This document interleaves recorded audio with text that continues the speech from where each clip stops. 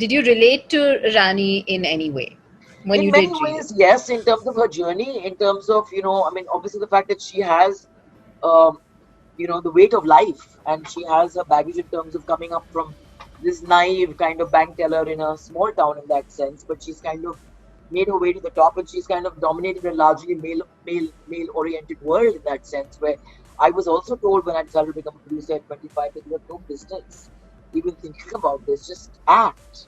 You still have youth on your side. Why would you want to be a producer, for God's sake? And then why do Yeah. you want to make these female-oriented movies? And then now you want to make Dushman with Kajol. Why are you destroying your career yourself? So there were all of these kind of set patterns and rules for women, especially in the 90s, where you were meant to be seen and not heard.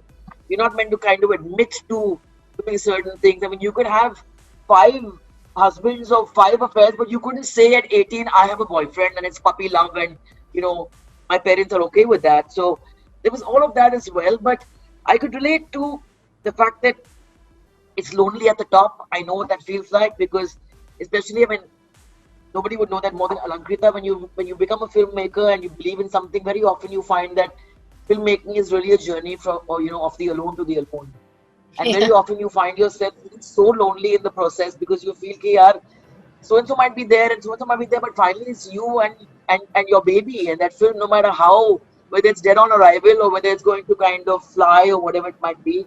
So I could connect with that, and I felt that when Alankita described her and said that she's got a strength and she's got a power, she exudes that, but there's a deep vulnerability, and there's a lot of kind of pain that she's kind of pushed away, and told herself also that she's okay with that. Then it comes forth in a manner when she's kind of faced the situation that her stepdaughter is faced with, where all that's been buried just comes out.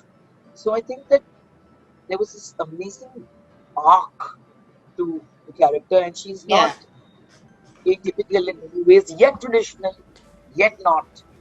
So, and most importantly and most liberatingly, to be able to at 49 play 49 and not merely just be this elder, who's just one dimensional, to exude power, to be manipulated, to be vulnerable, to be sensual, to kind of feel desire, to kind of deal with a body that's kind of falling apart in that sense, in terms of how the world perceives it, where there's a certain, as we call the midlife spread that kind of takes over, and then your menopause takes over, and then the world looks at you as, oh, now you're kind of past your prime, you can Yeah. be taken off the shelf.